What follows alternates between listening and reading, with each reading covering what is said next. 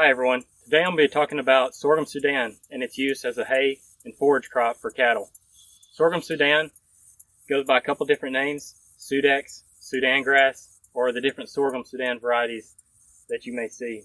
This is a sorghum sudan variety called Sweet Grazer Plus from West Gain Seed, and I've planted this for a couple years now and had good success.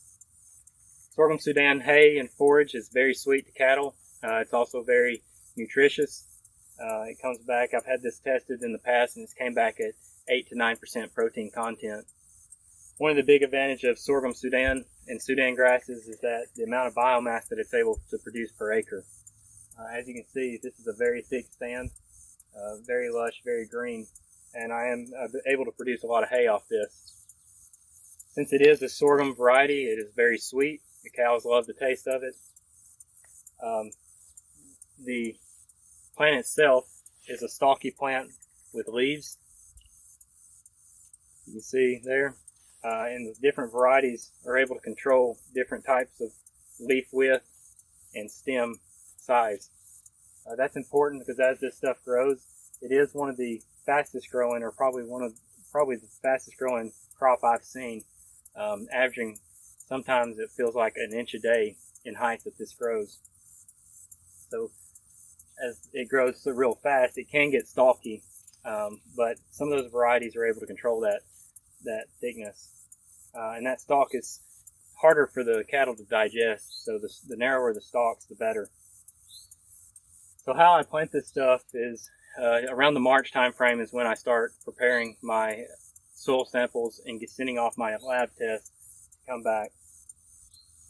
I do that to know how much fertilizer I'm supposed to apply per acre.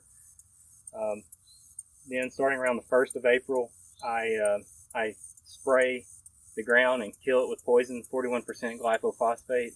I don't want any competition when this sudan is starting to come up. You don't have to worry so much about later on. As thick as this gets and as tall as it is, it'll tend to choke out some of the other weeds.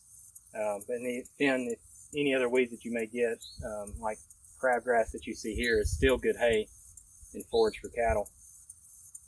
So starting around the 1st of April, I start beginning spraying depending on weather. I like to get that done and sprayed at least probably 3 weeks before I plant. So about a week or two after I spray, I like to apply my fertilizer, and then a week or two, depending on weather, is when I like to plant. So according to that schedule, you're always looking about the end of April of when you're planting here in the South. I'm here in Alabama. When it comes time to planting, I like to plant it thick for the reason I talked about, to choke out the weeds that may come up under it. I planted at about 45 to 50 pounds per acre. I know there's some recommendations of 25 to 30 pounds per acre, but I do like to plant it thick so that it does choke out anything underneath. The big thing about planting is that you want to make sure that the soil temperature is at least 60 degrees Fahrenheit and that you've cleared the frost window. So any type of frost after this comes out will kill it. Same goes for in the fall. Once frost hits it, it'll kill it. This is a warm season, summer annual. So you want to make sure that you've cleared the frost window for your area. This planting is very similar to corn. When you see people start planting corn, it's probably about the time you want to start planting this sudan here. I planted about around an inch into the ground, an inch deep. And then I wait. This is, like I mentioned, one of the fastest growing crops. Within 45 to 60 days of planting, you're ready to start harvesting and start cutting this for hay or silage or baleage. I cut mine for hay. Even at 45 to 60 days, this can be chest high or overhead tall, upwards of 6 feet tall, depending on the rain amount, which it does not take a lot of rain. It does like well-drained soils, so it doesn't require a whole lot of rain and is very drought tolerant. That's why it's grown so much out in Texas and some of the other southern states. It does produce a large amount of biomass per acre. When I cut this, I typically get anywhere between 3 to 4 bales per acre.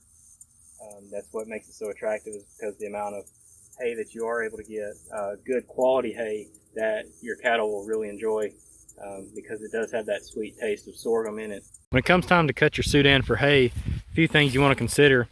Recommendations is that it's anywhere between 30 to 42 inches. That's really hard to do depending on your weather. I've learned that it's a lot more important when you cut it than how tall you cut it. Depending on the weather, this does take a little more longer than regular hay to dry out, so it's more important to have a good window of dry weather than a certain height. This here is about chest tall, and this is a really good stage to cut it at. You can see it hasn't head out, but it's also enough to get a significant amount of hay. You still want to use a good mower conditioner. So since this is kind of stalky, with a good mower conditioner, it'll chop it up, and what it'll do is those stems, you can see how it breaks the stems and cracks open the stem. That helps it allow it to dry out in a timely manner. I don't think you can cut this with just a regular mower. It would take over a week to dry out, but with a mower conditioner, depending on how hot the weather is, if it's 95, you might can get away with 3 days of drying on the ground. But most of the time I like to plan for 5 days on the ground, or 1 day cutting, 3 days on the ground, and then 1 day baling. That way you have proper moisture on the hay.